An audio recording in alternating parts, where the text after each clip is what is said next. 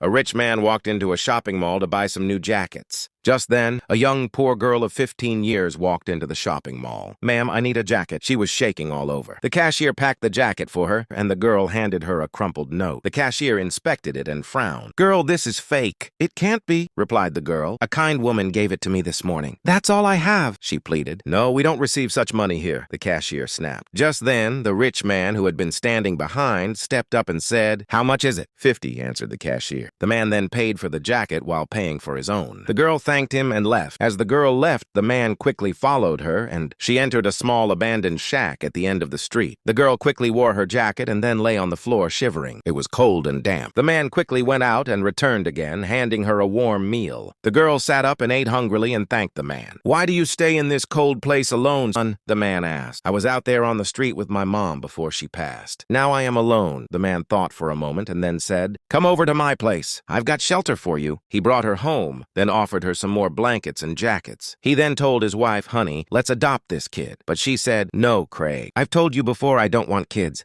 More or less a homeless girl. Hearing the shouts, the girl quietly packed the blanket and left. The man ran after the girl and gave her $1,000 and his business card. "Meet me tomorrow. I will work out something for you the next day." The girl went to the man's office. "I will place you as a trainee in my IT firm." Years passed. The young girl worked hard and became very good in software development, moved out of town, and started her own business. Years passed. The same man was sick and was rushed to the hospital. The doctor said his condition was critical. Surgery was possible, but very expensive. Having lost huge money in some business deal, the man could not afford the surgery. The wife sat alone in the waiting area, shaking. Suddenly, a nurse came in and handed her a folded note. It read, "Don't worry, the operation is in progress. The bills have been fully paid by his daughter." In the days that followed, the man was fully recovered. "So you have a secret wife and daughter I know not of." A man in a well-tailored suit came in and said, "I am the same girl your husband brought back home some 10 years ago. He took me off the street, gave me a place in his company. I moved away from town 5 years ago. Buttonley came back last week looking for him. When I learned he was at the hospital, I rushed over and quickly paid the surgery bills. And here is an extra $100,000 to help your business stand again. Your husband is my secret dad, and I never forgot him. Comment yes if you believe kindness flows like a river and will always come back to you.